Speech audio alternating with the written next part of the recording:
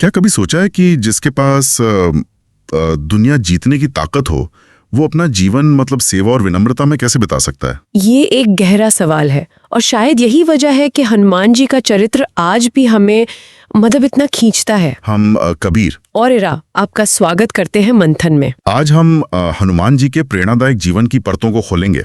हमारे पास देखिए हनुमान चालीसा है, उसकी व्याख्याएं हैं, संकट मोचन हनुमान अष्टक है और वेब दुनिया जैसे स्रोतों से जुड़े लेख भी हैं। हाँ, और सतीश चंद्र उपाध्याय जी का विश्लेषण और कुछ और रिसर्च भी है। हमारा इरादा है कि इन सब स्रोतों से वो खास बातें निकालें जो हनुमान जी के जीवन के सबसे महत्वपूर्ण पहलुओं को दिखाती हैं। बिल्कुल, कैसे उन्होंने वो अतुलनीय बल, तेज बुद्धि और अटूट भक्ति, इनका संतुलन साधा। हाँ, ये सिर्फ कहानी नहीं है, ये तो जैसे जीवन जीने की कला सीखने का एक मौका है। तो फिर शुरू करते हैं उनकी यात्रा से। हनुमान जी की उत्पत्ति ही अनोखी है। पवन पुत्र, केसरी नंदन, अंजनी पुत्र, ये नाम उनके दिव्य वंश का परिचय देते हैं। हाँ, और उनके बचपन की एक घटना बहुत महत्वपूर्ण है जिसका जिक्र कई जगह आता है। एक ऋषि के श्राप के कारण वो अपनी असीम शक्तियां वो भूल गए थे। अच्छा। हाँ, उन्हें अपनी ताकत का एहसास तभी होता था जब कोई उन्हें याद दिलाता था। ये बात उनके जीवन में मार्गदर्शन के महत्व को मतलब शुरू से ही दिखा देती है। हाँ, इस पर हम आगे बात करेंगे जरूर, लेकिन पहले उनकी शक्तियों का जिक्र तो बनता है। हनुमान चालीसा उन्हें अतुलित बलधामम कहती है, यानी जिनके बल की कोई सीमा ही नहीं। बिल्कुल। महावीर विक्रम बजरंगी, महान शूरवीर, विशेष पराक्रम वाले और वज्र जैसा शक्तिशाली शरीर। और ये सिर्फ शारीरिक बल नहीं था, उनकी क्षमताएं मतलब बहुत बड़ी थीं, जैसे रूप बदलने की अद्भुत शक्ति। हाँ, हनुमान चालीसा में ही है ना, सूक्ष्म रूप धरी सियहि दिखावा, जब वो सीता जी से मिले अशोक वाटिका में, बिल्कुल छोटा रूप, और फिर उसी लंका को जलाने के लिए विकट रूप धरी लंक जरावा, मतलब भयंकर विशाल रूप। और असुरों का संहार करते समय भी भीम रूप धरी असुर संहारे। हाँ। भीम का रूप लिया। ये दिखाता है कि वो अपनी शक्ति का इस्तेमाल सिर्फ जरूरत पड़ने पर और बिल्कुल उद्देश्य के हिसाब से करते थे। सही कहा, ये सिर्फ ताकत होना नहीं बल्कि उसे कब, कहाँ और कैसे इस्तेमाल करना है इसका विवेक था। बिल्कुल। इसके अलावा उन्हें अष्ट सिद्धियों का स्वामी भी मानते हैं। कुछ लेखों में जैसे हनुमान जी की 8 गुप्त शक्तियां, इनमें अणिमा, महिमा, गरिमा, लघिमा जैसी सिद्धियों का वर्णन है। अच्छा, जरा संक्षेप में बताएं, ये सिद्धियां क्या क्षमताएं देती थी उन्हें? देखिए, जैसे अणिमा से वो एकदम अणु जितने छोटे हो सकते थे, तो महिमा से पर्वत जितने विशाल, गरिमा से बहुत भारी, तो लघिमा से हवा जितने हल्के। अच्छा, ये सिद्धियां उन्हें किसी भी स्थिति में ढलने और अपना काम पूरा करने में मदद करती थी। और बाकी 4 सिद्धियां? प्राप्ति, प्राकाम्य, ईश्वित्व और वशित्व। हाँ, प्राप्ति मतलब कुछ भी पा लेने की क्षमता, कहीं भी पहुंच जाने की ताकत। प्राकाम्य यानी अपनी हर इच्छा पूरी कर लेना। ईशित्व मतलब सब पर एक तरह का प्रभुत्व, और वशित्व यानी सबको वश में कर लेना। ये सिद्धियां तो उन्हें लगभग अजेय बना देती थीं। इतनी असीम शक्तियां, इतनी सिद्धियां, पर यहाँ एक बहुत ही दिलचस्प बात है। हनुमान जी की असली महानता शायद उनकी शक्ति में उतनी नहीं जितनी उनकी विनम्रता में थी। सही कहा। कई स्रोत उन्हें सकल गुण निधानम कहते हैं, यानी सारे गुणों का भंडार, फिर भी उनमें अहंकार बिल्कुल नहीं था। इसका एक बहुत अच्छा उदाहरण है समुद्र लांघते समय सुरसा वाला प्रसंग। हाँ, बिल्कुल। वेब दुनिया और हिंदुस्तान के लेखों में भी इसका वर्णन है। जब सुरसा ने रास्ता रोका तो हनुमान जी ने पहले बल दिखाया।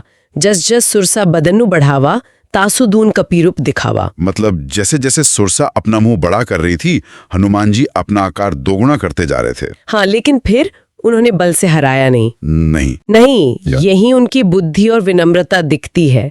उन्होंने सोचा कि ऐसे बल दिखाने में तो उद्देश्य पूरा नहीं होगा, समय जाएगा, तो उन्होंने फौरन अपनी अनिमा सिद्धि का इस्तेमाल किया। अच्छा। एकदम छोटा रूप धरा, सुरसा के मुंह में घुसकर तुरंत बाहर निकल आए और प्रणाम किया। कमाल है। उन्होंने शक्ति का उपयोग समस्या टालने के लिए किया, लड़ने के लिए नहीं। सुरसा भी उनकी इस चतुराई और विनम्रता से खुश होकर उन्हें जाने देती है। ये वाकई अद्भुत है।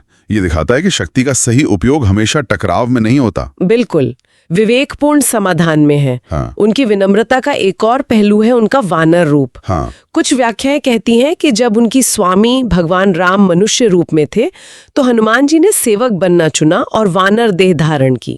वो हमेशा अपने स्वामी से एक कदम पीछे रहना चाहते थे, सेवक की मर्यादा बनाए रखना चाहते थे। ये उनकी स्वामी भक्ति और विनम्रता का गहरा प्रतीक है। और तीसरा उदाहरण मेघनाद वाला ब्रह्मास्त्र का सम्मान। हाँ, ये भी बहुत महत्वपूर्ण है। युद्ध में हनुमान जी ब्रह्मास्त्र का तोड़ जानते थे, उसे बेकार कर सकते थे, पर किया नहीं। नहीं, उन्होंने उस दिव्य अस्त्र का मान रखने के लिए जानबूझकर उसका वार सहा। जैसा कहते हैं, जो न ब्रेसर मानो महिमा मिटही अपार।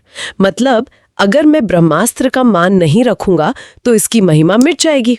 अपने आदर्शों और दैवीय शक्तियों के प्रति कितना गहरा सम्मान था, भले ही खुद को कष्ट सहना पड़ा। बिल्कुल, शक्ति, बुद्धि और विनम्रता का यही संगम हनुमान जी को एक असाधारण सेवक बनाता है। उनका जीवन ही निस्वार्थ सेवा है। हनुमान चालीसा की वो पंक्ति, राम काज करीबे को आतुर, उनके जीवन का जैसे मूल मंत्र है। हमेशा राम के काम के लिए उत्सुक, और इसमें उनका कोई अपना स्वार्थ नहीं था। उसके सबसे अच्छे उदाहरण सुग्रीव और विभीषण हैं। सुग्रीव जब मुश्किल में थे, हाँ, हनुमान जी ने ही उनकी दोस्ती राम से करवाई। तुम उपकार सुग्रीव ही किन्हा, राम मिलाए राजपद दीन्हा। हनुमान जी की कोशिशों से ही सुग्रीव को राज वापस मिला और राम को सीता खोज में मदद मिली। पाठ में व्यस्त होकर अपना वादा भूलने लगे थे। हाँ, तब भी हनुमान जी ने ही, जैसा कुछ मैनेजमेंट वाले लेख भी इशारा करते, कूटनीति से साम दाम दंड भेद, उन्हें उनका कर्तव्य याद दिलाया। वो सिर्फ दोस्त नहीं, एक कुशल रणनीतिकार और गाइड भी थे। विभीषण के साथ भी कुछ ऐसा ही था। हाँ, लंका में हनुमान जी ने ही विभीषण के अंदर के अच्छे गुणों को पहचाना था। जब रावण ने विभीषण का अपमान किया तो हनुमान जी ने ही उन्हें राम की शरण में जाने को कहा। तुमरो मंत्र विभीषण माना, लंकेश्वर भये सब जग जाना। हाँ, उनकी सलाह मानकर ही विभीषण लंका के राजा बने।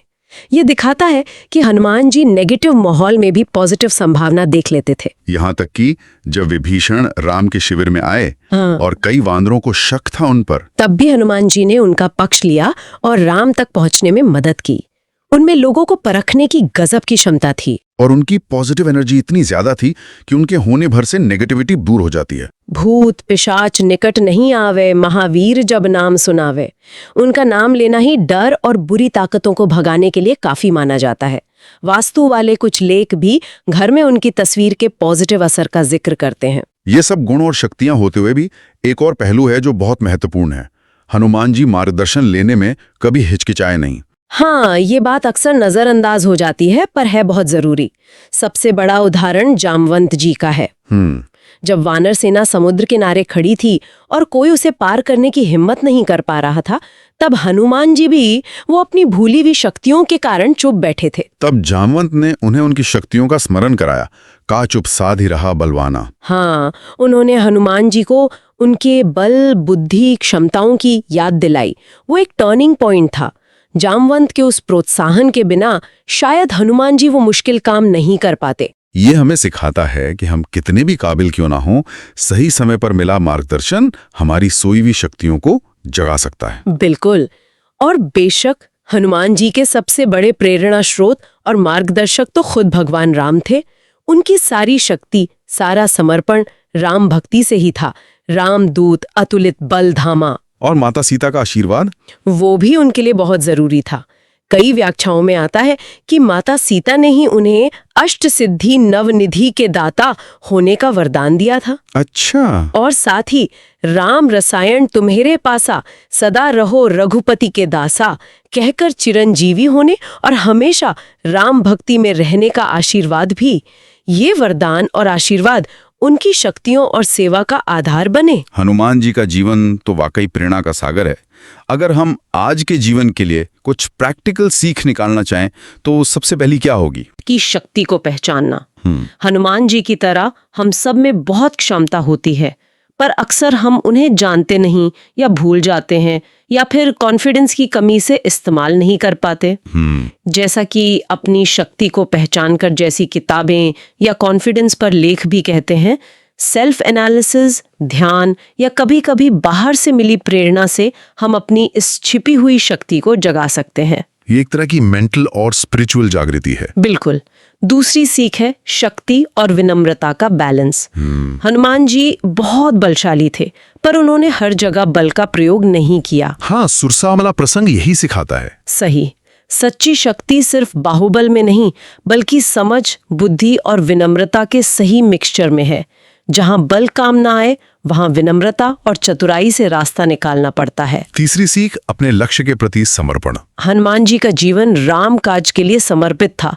उनका ध्यान कभी अपने लक्ष्य से हटा ही नहीं। हाँ, हमें भी अपने जीवन में साफ लक्ष्य तय करने और पूरी लगन से बिना भटके उसकी ओर बढ़ना सीखना चाहिए। और इसमें उनकी प्रॉब्लम सॉल्विंग वाली सोच भी शामिल है, जैसे संजीवनी बूटी वाला किस्सा। अरे हाँ, जब वो बूटी पहचान नहीं पाए तो हार मानकर लौटे नहीं, बल्कि समाधान के तौर पर पूरा पहाड़ ही उठा लाए। बिल्कुल, ये दिखाता है कि लक्ष्य पाने के लिए लचीलापन और सॉल्यूशन ओरिएंटेड रवैया कितना जरूरी है। चौथी सीख, जो आज के समय में शायद सबसे जरूरी है, इफेक्टिव कम्युनिकेशन। हनुमान जी एक बेहतरीन कम्युनिकेटर थे। हाँ, सोचिए, उन्होंने सीता जी को अशोक वाटिका में दिलासा दिया, विश्वास दिलाया, विभीषण को तर्क देकर राम की शरण में आने के लिए मनाया, सुग्रीव को उनका कर्तव्य याद दिलाया और रावण के दरबार में भी बिना डरे राम का संदेश सुनाया। उनका संवाद हमेशा साफ, सम्मानजनक, लेकिन मजबूत और उद्देश्यपूर्ण होता था। ये सीखने लायक है कि कैसे अलग अलग लोगों और सिचुएशन में सही ढंग से बात की जाए। और पांचवी सीख, लगातार सीखते रहना। हनुमान जी ने सूर्यदेव को गुरु बनाया, उनसे विद्या सीखी, मतंग ऋषि जैसे संतों से ज्ञान लिया। वो हमेशा सीखने को तैयार रहते थे। तो हमें भी जीवन भर एक स्टूडेंट बने रहना चाहिए, नई चीजें सीखने की इच्छा रखनी चाहिए। बिल्कुल। संक्षेप में कहें तो अपनी शक्ति पहचानो पर विनम्र रहो, लक्ष्य पर टिके रहो और समाधान ढूंढो, बातचीत में माहिर बनो और हमेशा सीखते रहो। यही हनुमान जी के जीवन का सार है। हाँ, उनका चरित्र हमें सिखाता है कि सच्ची महानता सिर्फ शक्ति या सिद्धि पाने में नहीं है, बल्कि उन शक्तियों का उपयोग विनम्रता, निस्वार्थ सेवा और अटूट विश्वास के साथ करने में है। इसी गहरी भावना के साथ हम आज की चर्चा का समापन हनुमान चालीसा के अंतिम दोहे से करते हैं। पवन तनय संकट हरण, मंगल मूर्ति रूप, राम लखन सीता सहित हृदय वसौ सुर भूप। अर्थात हे पवन पुत्र हनुमान, आप सभी संकटों को हरने वाले हैं। आप मंगल की साक्षात मूर्ति हैं। हे देवों के स्वामी, आप श्री राम, लक्ष्मण और सीता जी के साथ मेरे हृदय में सदैव निवास करें। खूब, ये विचार हमारे साथ रहेंगे। कल फिर मिलेंगे एक नई कहानी के साथ, जब सुभाष बोस ने कहा, तुम मुझे खून दो। तब तक के लिए अपना ख्याल रखना। मंथन जारी रहे।